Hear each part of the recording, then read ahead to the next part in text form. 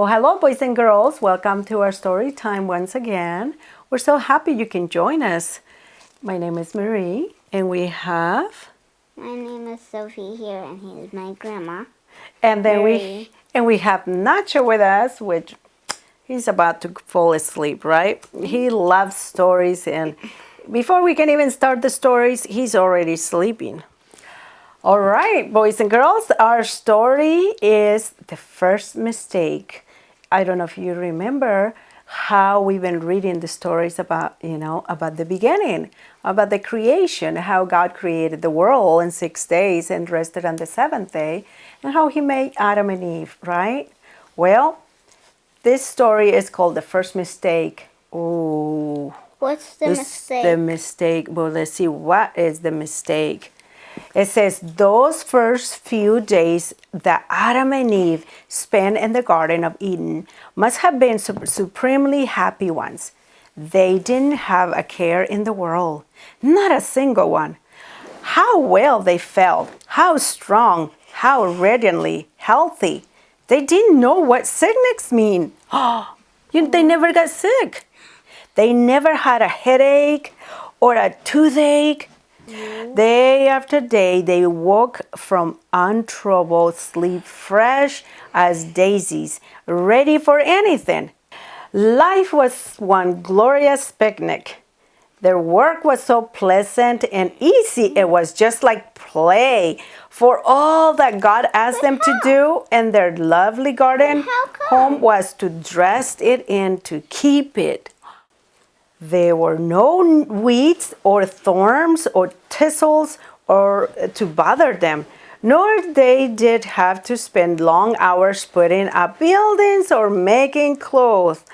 The climate was so warm and delightful that they didn't need any.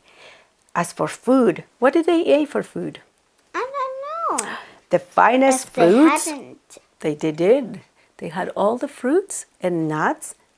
Listen, as for food, the finest fruits, nuts, and vegetables, full of life-giving vitamins. You take your vitamins, right? Well, did they take vitamins? Adam and Eve took vitamins, Sophie? No, Adam and Eve didn't How take come? vitamins. Because they didn't have any refrigerators. Well, no, that's not the reason why. It was because all the fruits and vegetables had all the vitamins that that they need. They could have all they wanted just for the picking, so they didn't have to do any cooking or washing up. Such was man's first home, beautiful, peaceful, and happy beyond words. And Adam and Eve might have been living there still if they hadn't made one mistake. And what mistake was that? Let's find out. That mistake, which seems so small and unimportant at the moment, proved to be the turning point in their lives. What was that? They ate the fruit of bad and evil. Ooh, let's find out. Good and evil. Afterwards, nothing was ever the same again. It happened this way. Let's find out how it happened. One day, Eve, there she is. One day, Eve went for a walk by herself in the garden. She wanted to take another look at the two wonderful trees in the center of it, with all their beautiful, bright colors, fruitful. Why, she wondered, God had given one of them such a peculiar name. The tree, what was the name of it? Tree of bad and evil. Well, close. It says the tree of the knowledge of good and evil. What? What was good? What was evil? And why mustn't she eat its fruit? But how could it be possible to do harm? It seems strange that God, after giving so much, should not give them everything. Look, see that little water right there?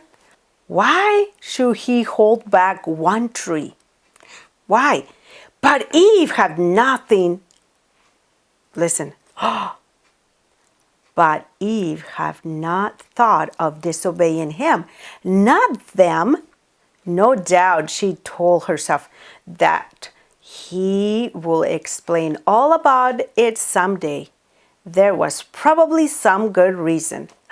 As she turned away from the tree like that. Perhaps to look again at the lovely tree of life like this. Wow. She was startled to hear someone speaking to her. Oh, who was it? Who could it be? God. Because there was nobody in there. It was only Adam and Eve and God. But we know it was not God who was talking to her. And it was not Adam. Who was it? The serpent. The only voice she had heard up now had been the voice of God and the voice of Adam. Now, somehow, someone else was speaking. And you already said it. Astonished, she looked this way and that way, but saw nobody. That must have been very scary, huh? Then she noticed that the voice was coming from The tree. the serpent. Yeah, the serpent was in the tree. The snake. How very remarkable. An animal that could talk? Have you ever heard an animal talk? No, there was no animals talk. They could only bark and like the elephants, they raise their trunk and go like grrr. That's how they talk. Right, but if you hear some animal talk like a human, like if Nacho was to say, "I want some water," what would you say? Say, okay, I'll give you some water. Well, I think you will be very scared. Well, it says, listen, an animal that could talk, she waited to see if it would speak again. It did. And its voice was so friendly and pleasant that any fears she might have had disappeared. After all, it was rather nice to have someone else to talk to, even though it was only a serpent. Who was this serpent? Who was this serpent? The snake that was evil that Satan made. Right. And why was it able to talk? Because he made it talk to say, Eve, eat this tree. Oh, yeah. Well, listen, the Bible tells us that it was the devil and Satan, which deceived the whole world. First known as Lucifer, the light-bearer, he was once a leader of the angels in heaven. But he rebelled against God and was cast out of heaven. Then, listen, then it was that he came to this earth to take revenge on God by trying to spoil his plans for men's happiness. That's mean, huh? Of course, Eve did not know all this, not then. If she had, she surely would not have listened to him. All she knew was that here was a most unusual creature talking to her in a kindly, gracious voice. And the serpent said, had God said, "Ye shall not eat of every tree of the garden?" "Yes," replied Eve innocently. "That's right. We may eat of the fruit of the tree of the garden, but of the fruit of the tree which is in the midst of the garden, God said, Ye shall not eat of it, neither shall ye touch it, lest ye die." See, God told her not even to touch it. "Ye shall not surely die," said the serpent in a joking sort of way, as though nothing of the sort could possibly happen. Strange. Eve must have thought, this creature is actually contradicting God. How dare he? It isn't right. She should have run from the scene and told Adam and God what had happened. Did you think she told Adam and God what she heard? Nope. But she didn't. She stayed. She listened. And here she made her first mistake.